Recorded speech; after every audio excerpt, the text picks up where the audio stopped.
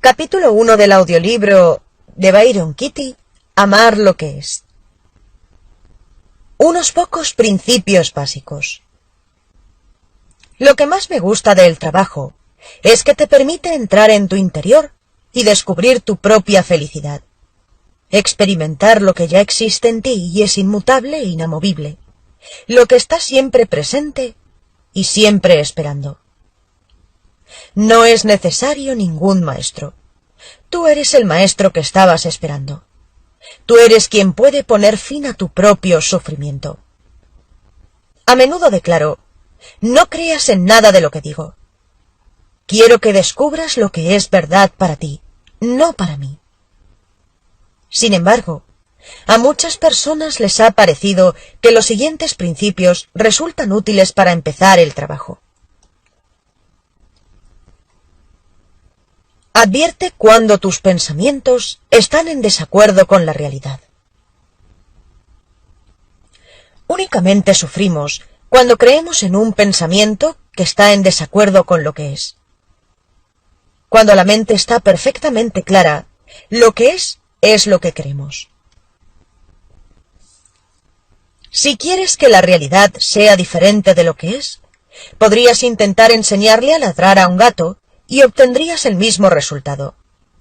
Puedes intentarlo una y otra vez, y al final el gato te mirará y volverá a decir «miau». Desear que la realidad sea diferente de lo que es un deseo imposible de satisfacer. Puedes pasarte el resto de tu vida intentando enseñarle a ladrar a un gato. Y aún así, si prestas atención, advertirás que tienes pensamientos de este tipo docenas de veces al día. La gente debería ser más amable. Debería enseñarse a los niños a comportarse bien. Mis vecinos deberían cuidar mejor su césped. La cola del supermercado debería avanzar más deprisa. Mi mujer o mi marido debería estar de acuerdo conmigo. Debería estar más delgada, o ser más guapa, o tener más éxito. Estos pensamientos constituyen distintas maneras de querer que la realidad sea diferente de lo que es. Si te parece que esto suena deprimente, estás en lo cierto. Toda la tensión que sentimos se origina en nuestras discusiones con lo que es. Tras mi despertar a la realidad en 1986, la gente con frecuencia me llamaba la mujer que se hizo amiga del viento. Barstow es una ciudad del desierto en la que el viento sopla con mucha frecuencia, y no había quien lo soportara. Hubo gente que incluso llegó a mudarse porque no podía aguantarlo por más tiempo. La razón por la que me hice amiga del viento, de la realidad, es que descubrí que no tenía otra opción. Comprendí que oponerse a él resultaba insensato. Cuando discuto con la realidad, pierdo. Solo 100 de cada 100 veces. ¿Cómo sé que el viento debería soplar? Está soplando. Las personas que todavía no están familiarizadas con el trabajo me dicen a menudo: pero si renunciase a mi discusión con la realidad, perdería parte de mi poder. Si simplemente acepto la realidad, seré pasiva. Quizás incluso pierda el deseo de actuar. Yo les contesto con una pregunta. ¿Tienes la absoluta certeza de que eso es verdad? Ojalá aún hubiese perdido mi trabajo. ¿O he perdido mi trabajo? ¿Qué puedo hacer ahora? ¿Qué es lo que te da más poder? El trabajo revela que lo que piensas que no debería haber sucedido, sí debería haber sucedido. Debería haber sucedido porque así fue, y ningún pensamiento del mundo puede cambiarlo. Eso no quiere decir que lo toleres ni que lo apruebes. Solo significa que eres capaz de ver las cosas sin resistencia y sin la confusión de tu lucha interior.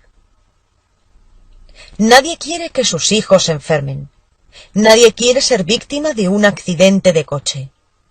Pero cuando estas cosas ocurren, ¿de qué forma podría ayudar a discutir mentalmente con ellas? Sabemos que no tiene sentido, y sin embargo, lo hacemos porque no sabemos cómo dejar de hacerlo. Soy un amante de lo que es, no porque sea una persona espiritual, sino porque, cuando discuto con la realidad, sufro. Podemos saber que la realidad está bien tal como es, porque cuando discutimos con ella, sentimos tensión y frustración. No nos sentimos normales ni equilibrados. Cuando dejamos de oponernos a la realidad, la acción se convierte en algo sencillo, fluido, amable y seguro.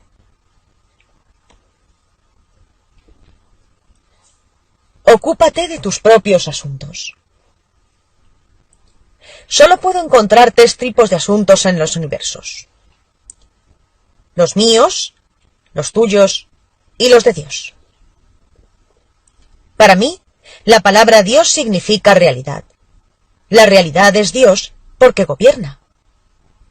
Todo lo que escapa a mi control, al tuyo y al de cualquier otra persona, es lo que yo denomino los asuntos de Dios. Buena parte de nuestras tensiones proviene de vivir mentalmente fuera de nuestros asuntos. Cuando pienso, necesitas encontrar un trabajo, quiero que seas feliz, deberías ser puntual, necesitas cuidar mejor de ti mismo, me estoy inmiscuyendo en tus asuntos. Cuando me preocupo por los terremotos, las inundaciones, la guerra o la fecha de mi muerte, me estoy inmiscuyendo en los asuntos de Dios. Si mentalmente estoy metida en tus asuntos o en los de Dios, el efecto es la separación. Fui consciente de esto hace tiempo, en 1986, cuando, por ejemplo, me inmiscuía mentalmente en los asuntos de mi madre con pensamientos del tipo: mi madre debería comprenderme. Experimentaba de inmediato un sentimiento de soledad. Y comprendí que siempre que me he sentido herida o sola, he estado inmiscuida en los asuntos de otra persona. Si tú estás viviendo tu vida, y yo estoy viviendo mentalmente tu vida, ¿quién está aquí viviendo la mía? Los dos estamos ahí. Ocuparme mentalmente de tus asuntos me impide estar presente en los míos. Me separo de mí misma y me pregunto por qué razón mi vida no funciona. Pensar que yo sé lo que es mejor para los demás es estar fuera de mis asuntos. Incluso en nombre del amor, es pura arrogancia y el resultado es la tensión, la ansiedad y el miedo. ¿Sé lo que es adecuado para mí? Ese es mi único asunto. Permíteme trabajar en eso antes de tratar de resolver tus problemas por ti. Si comprendes los 3 tipos de asuntos, lo bastante para ocuparte de los tuyos propios, este conocimiento puede liberar tu vida de una manera que ni siquiera eres capaz de imaginar. La próxima vez que sientas tensión o incomodidad, pregúntate de quién son los asuntos en los que te ocupas mentalmente, y quizás estalles en carcajadas. Esa pregunta puede devolverte a ti mismo. Tal vez llegues a descubrir que en realidad nunca has estado presente y que te has pasado toda la vida viviendo mentalmente en los asuntos de otras personas. Y si practicas durante un tiempo, quizá descubras que en realidad no tienes ningún asunto y que tu vida funciona perfectamente por sí misma. Enfréntate a tus pensamientos con comprensión. Un pensamiento resulta inofensivo a menos que nos lo creamos. No son nuestros pensamientos, sino nuestro apego a ellos, lo que origina nuestro sufrimiento. Apegarse a un pensamiento significa creer que es verdad sin indagar en él. Una creencia es un pensamiento al que hemos estado apegados, a menudo durante años. La mayoría de la gente cree que es lo que sus pensamientos dicen que es. Un día advertí que no estaba respirando. Me estaban respirando. Entonces también advertí, con gran sorpresa, que no estaba pensando, que en realidad estaba siendo pensada, y que pensar no es personal. Tú te despiertas por la mañana y te dices, creo que hoy no voy a pensar. Es demasiado tarde, ya estás pensando. Los pensamientos sencillamente aparecen. Provienen de la nada y vuelven a la nada, como nubes que se mueven a través de un cielo vacío. Están de paso, no han venido para quedarse. No son perjudiciales hasta que nos apegamos a ellos como si fueran verdad. Nadie ha sido capaz, jamás, de controlar su pensamiento, aunque la gente cuente la historia de cómo lo ha conseguido. No dejo que mis pensamientos se marchen, me enfrento a ellos con comprensión. Son ellos los que me dejan marcharme a mí. Los pensamientos son como la brisa, o las hojas en los árboles, o las gotas de lluvia que caen. Aparecen del mismo modo, y a través de la indagación podemos entablar amistad con ellos. ¿Discutirías con una gota de lluvia? Las gotas de lluvia no son personales, como tampoco lo son los pensamientos. Una vez que te has enfrentado a un concepto doloroso con comprensión, la próxima vez que aparezca, quizá te resulte interesante. Lo que solía ser una pesadilla, ahora es solo algo interesante. La siguiente vez que aparezca, tal vez te resulte divertido. Y la siguiente vez, quizá ni siquiera lo adviertas. Este es el poder de amar lo que es. Cobra conciencia de tus historias. Con frecuencia utilizo la palabra historia para referirme a los pensamientos o secuencias de pensamientos que tenemos el convencimiento de que son reales. Una historia puede ser sobre el pasado, el presente o el futuro, sobre cómo deberían ser las cosas, cómo podrían ser o por qué son. Las historias aparecen en nuestra mente cientos de veces al día. Cuando alguien se levanta sin decir palabra y sale de la habitación, cuando alguien no nos sonríe o no nos devuelve una llamada telefónica, o cuando al contrario, un extraño nos sonríe, antes de abrir una carta importante o después de experimentar una sensación desconocida en el pecho, cuando el jefe nos llama a su despacho o cuando nuestra pareja nos habla con un tono de voz determinado. Las historias son teorías que no han sido probadas ni investigadas y que nos explican el significado de estas cosas.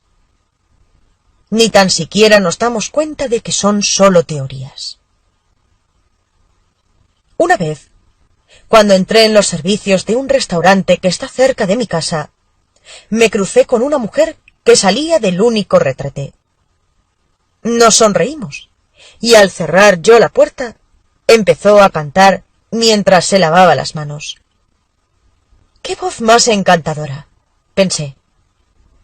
Entonces, cuando oí que salía, advertí que el asiento de la taza estaba totalmente mojado.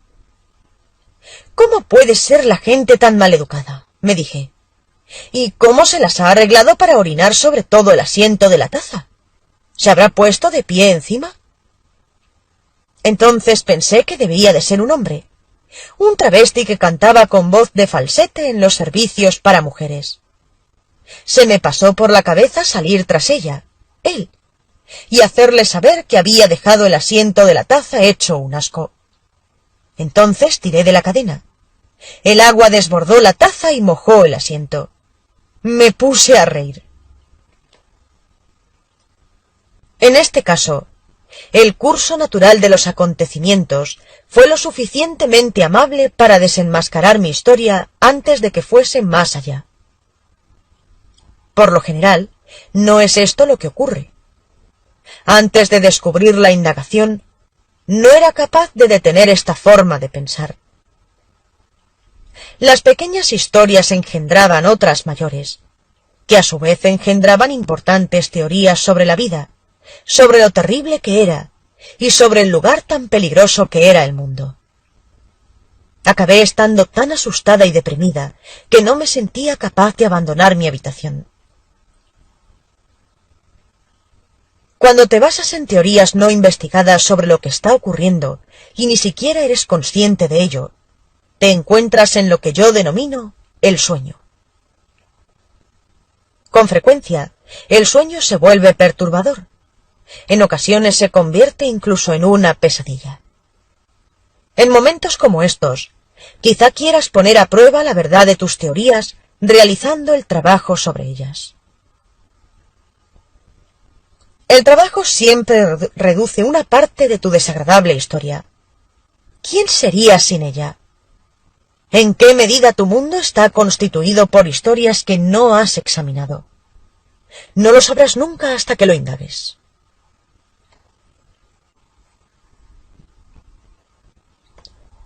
Busca el pensamiento que está tras el sufrimiento.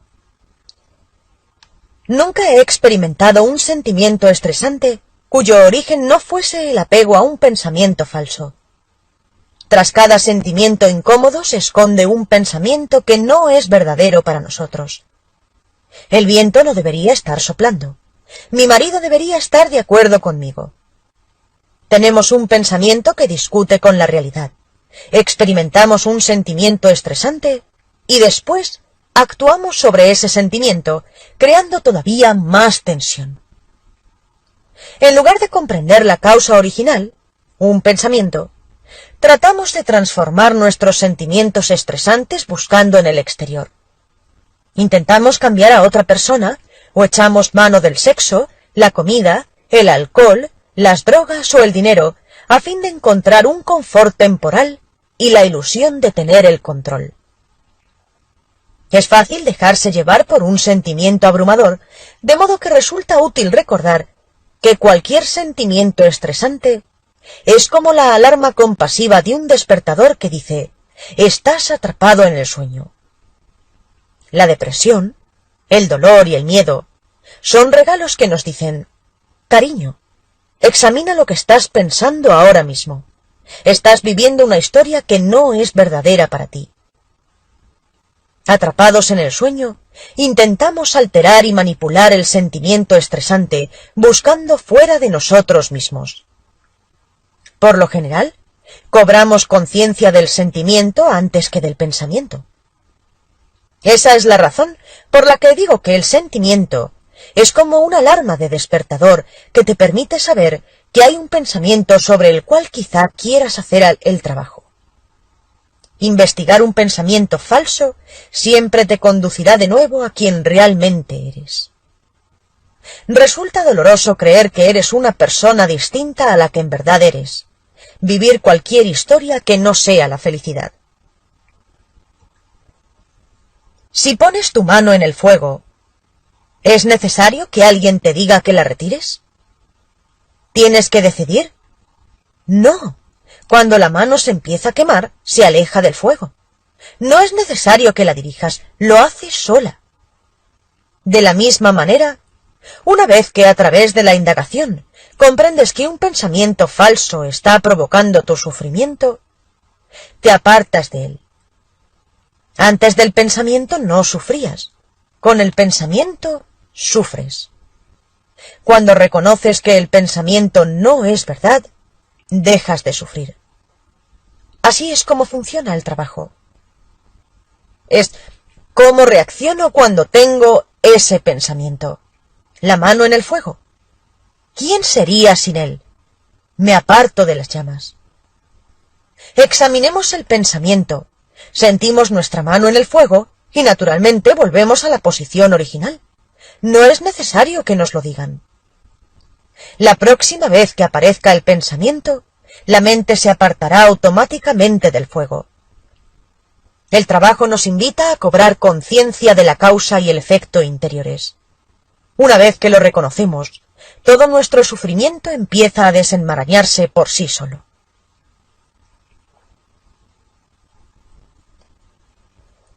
La indagación. Utilizo la palabra indagación como un sinónimo de el trabajo.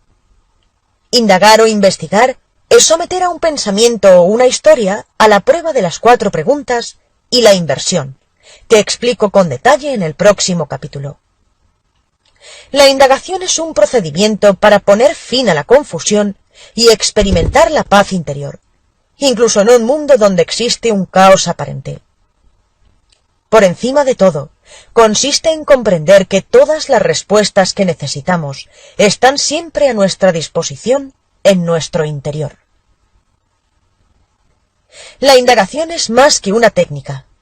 Nos revela, desde lo más profundo de nuestro interior, un aspecto innato de nuestro ser. Tras practicarla durante un tiempo, adopta su propia vida en nuestro interior. Siempre que los pensamientos aparecen, ella los acompaña y los equilibra. Esta asociación interna aporta una libertad que nos permite vivir como oyentes amables, flexibles, valientes y divertidos, como estudiantes de nosotros mismos y como amigos de quienes se puede estar seguro que no van a resentirse, criticar ni enfadarse. A la larga, esta comprensión se experimenta automáticamente y constituye una forma de vida. De un modo natural, inevitable e irreversible, la paz y la dicha se abren camino hasta alcanzar cada rincón de nuestra mente, cada relación y cada experiencia. El proceso resulta tan sutil que tal vez ni siquiera tengas la menor conciencia de él. Quizás únicamente sepas que antes sufrías y ahora ya no. O bien te apegas a tus pensamientos, o bien indagas en ellos. No hay otra opción.